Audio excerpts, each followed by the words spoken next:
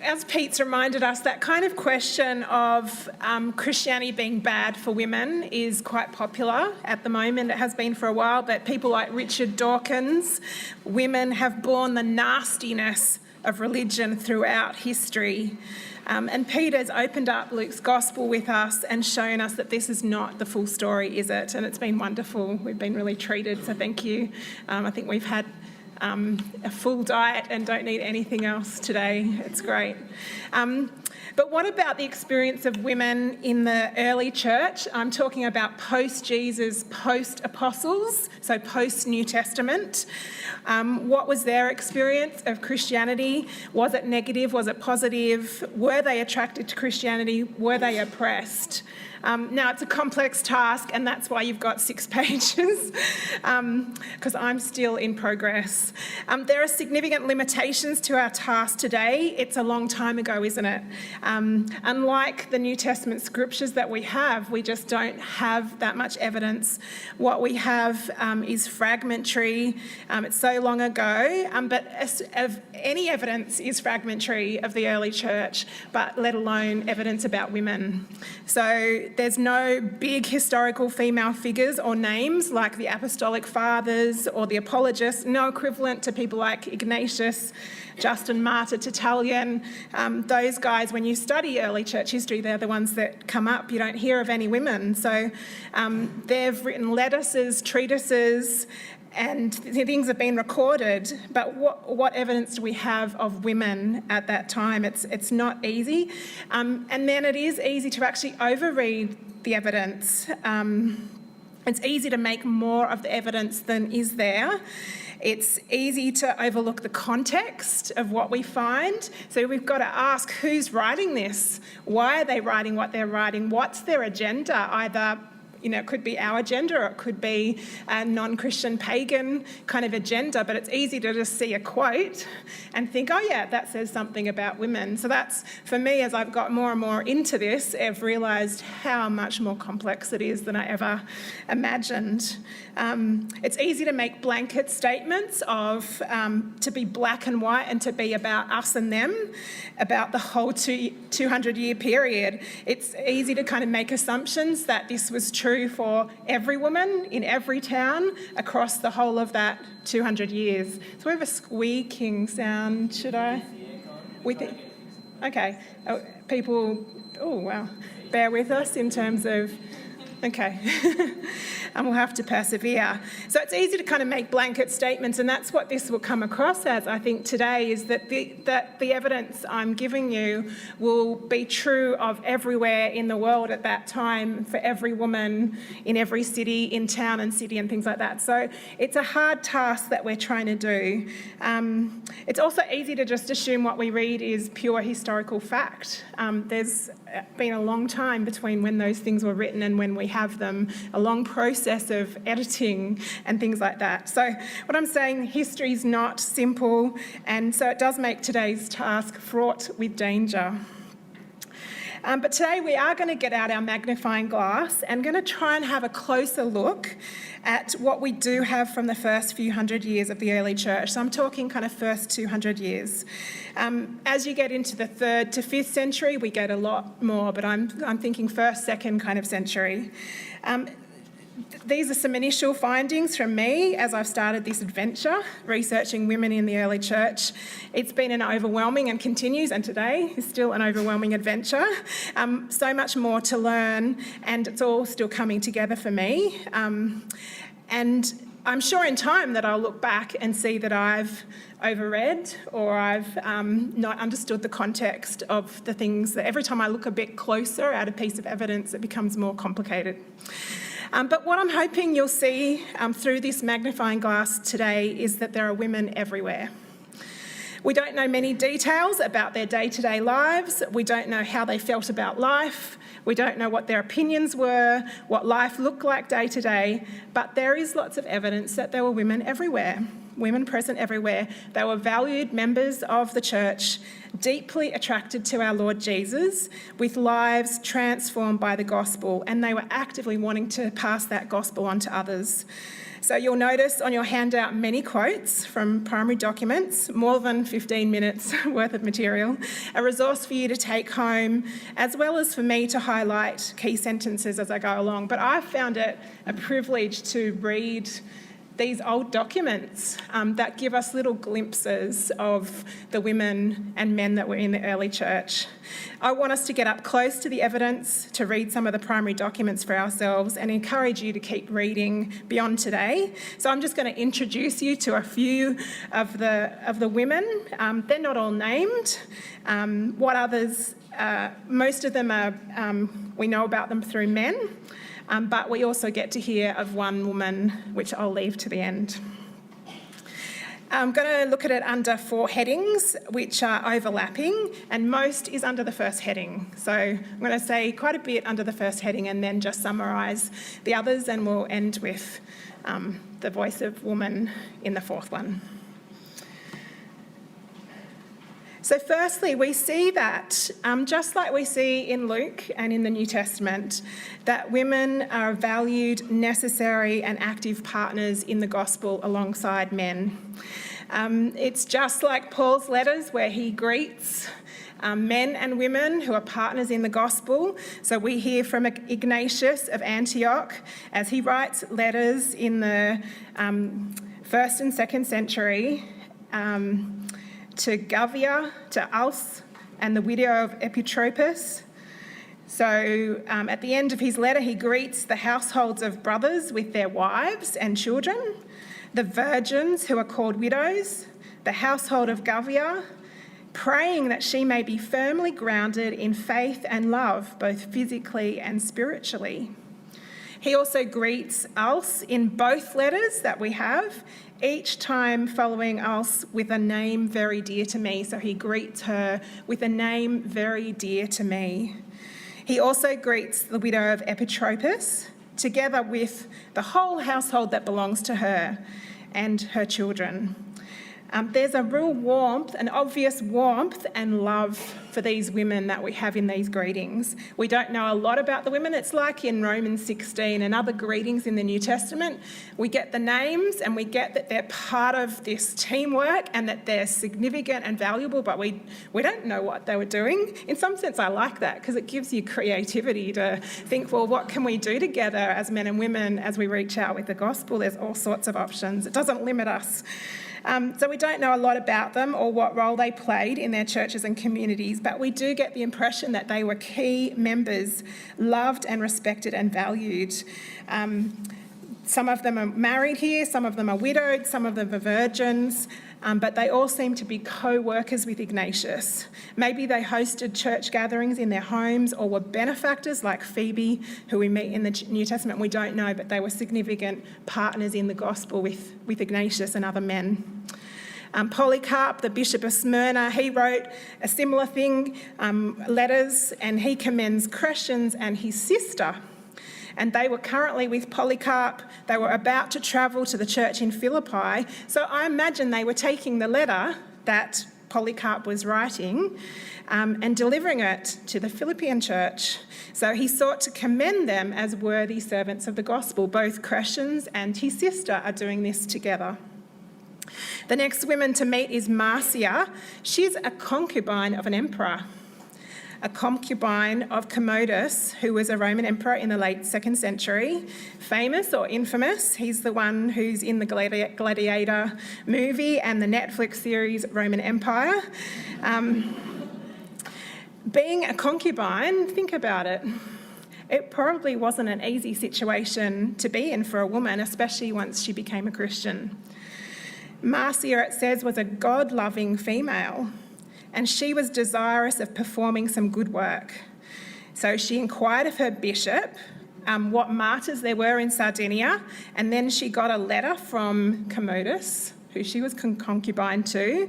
She got this letter of emancipation, and then she commissioned someone to then go and have the martyrs released. So we have this one woman who's in an interesting situation. She's a concubine of the emperor, and she uses her influence, her relationship with him, to end up freeing these martyrs so that they could get on with sharing the gospel, using her powerful position to do good. Tertullian in the late 2nd century, he's actually writing about why a woman shouldn't marry an unbeliever. But in the process, one of his reasons is you shouldn't marry an unbeliever because it'll stop you from doing all sorts of ministry as a woman. And then he outlines all of the ministries that will be stopped if you marry an unbeliever. And you just have this picture of women involved in very active ways in God's mission, in day-to-day ways. They're visiting the brethren, they're going from street to street, visiting the poor people, they're looking after martyrs in prison, they're washing the feet of the saints, they're sharing their food and drink, they're yearning after people, they're having them on their mind. There's hospitality of fellow Christians and generous provisions of food. It's generous-hearted, active work in God's kingdom.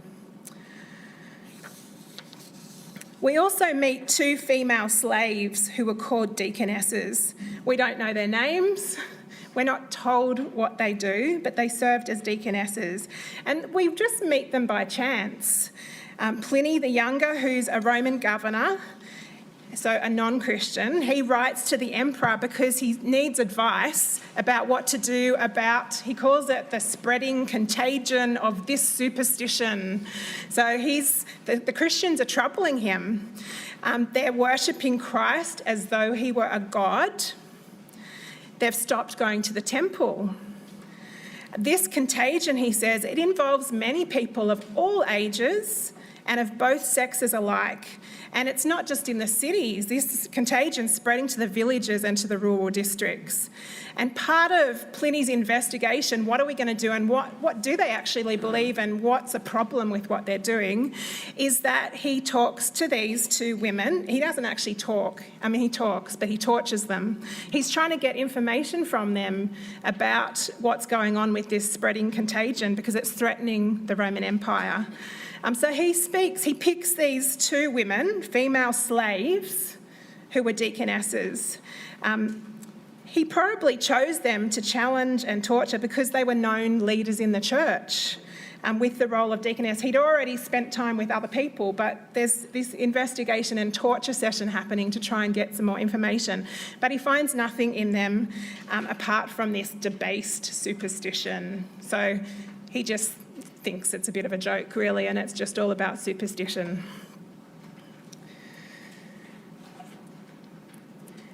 So we have here an example of 2 deaconesses, and then once you start reading some of the other evidence about deaconesses, you learn what deaconesses do as well as widows. And I'll leave those for you, but these were formal ministry roles. There were more than 1 deaconess and widow in each church, so there were multiple women.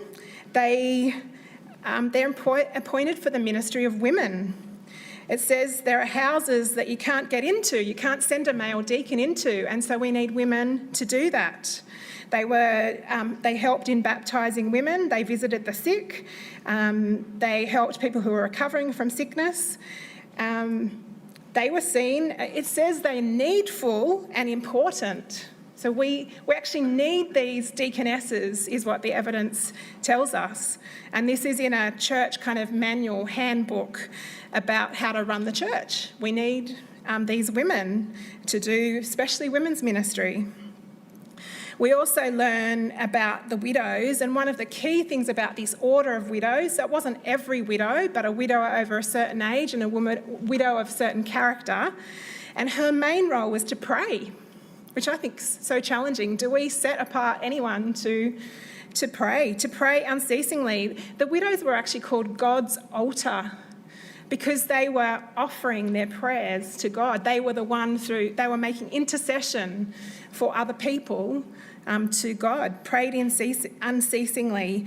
Their purity was important. They weren't to be talkative or quarrelling. They were actually to stay at home and pray. They were to work at their wool so that they could provide for those in need or that they could provide an income for themselves. So we see kind of a big team ministry with women an essential part of the team. So the main take home from this is that we see that there are many women in the church and women who are actively serving both formally and informally in ministry roles. Ministering to women especially, they're actually told they're not allowed to preach. The importance of prayer as well as Christian character. The other 3 points that I've found and that you'll find in your handout is that you see also women bearing the weight of living in a fallen world. So it's easy to kind of, with the teaching, glamorise. We've got all these women who are valuable and active, but women are part of a fallen world. There are women who are looked down upon as inferior, especially by the pagan kind of worldview of women as more inferior. But Christians inherited that and still held on to that for a while. There was living in a fallen world in terms of motherhood, childbirth, infant mortality. So you'll meet a few women as you read through the notes who die in childbirth, women whose husbands wanted to kill their baby if it was born as a girl rather than a boy. So the male in the house was the one who had the authority to determine whether a baby would be kept alive or not, would it be welcomed into the family or not. And you also have the fallenness of broken marriages, and in the Greco-Roman world you have sex is okay out of marriage if you're a man, as long as it's not with a married woman, but for women you've got to be chaste and faithful to your husband. So there's a lot of brokenness and fallenness and bearing the weight of that as women, especially with motherhood and marriage, but also with views of women. But thirdly, we do see lives transformed by the gospel. So there's an unnamed wealthy woman with an unbelieving, or it says an intemperate, noble husband. We don't know her name. We hear that her life before she became a Christian was bad. We hear that it's basically like her husband's is, intemperate and bad. But we see that when she comes to Christ, her life is totally changed. Her husband doesn't think that that's great. He keeps going, but she tries to convince him to become a Christian. So you see these women whose lives are transformed by the gospel. And just lastly, we see women martyrs. We see them especially in the 3rd to the 5th century, but there's a few early on. And I want you to read about Perpetua and Felicitas. They're young women, but they're bold and they're committed to Christ before everything else. Perpetua's dad comes back 4 times to plead with her that she doesn't give her life for Christ. And he pulls his hair out, he gets beaten by the jailer. He's very persuasive, but she loves Jesus and she is a Christian. She says, I am a Christian and that's who I am. And so I will die for this. And actually these 2 Christian women, they longed to die. They wanted to die because it was about following Christ and serving him. They didn't want to give up on Christ, and they did that with great courage. So I want to encourage us that, yes, women in the early church were attracted to Jesus. We might not know a lot about them, but some of these fragments do give us some evidence of lots of different women, like we learn in Luke, rich, poor, slaves free, old, young, married, virgins, widows, women who do bear the weight of living in a fallen world, but women who also are valued, necessary and active partners in the gospel with specific leadership roles alongside male leadership. They're talked about companions in the faith, fellow heirs in hope. Wonderful, little fragments that you get along the way as you read these things. So I encourage you to keep reading. I've put some books on the list that have been very helpful. They're not all books that would share everything that I believe about this church history stuff, but also about women and men and how we work together in the gospel. But hopefully there's great apologetic value in some of these examples that we can say, just like in the New Testament, we have men and women who are working alongside each other in the work of the gospel, who are valued, who are made in God's image, and there's some wonderful examples of that.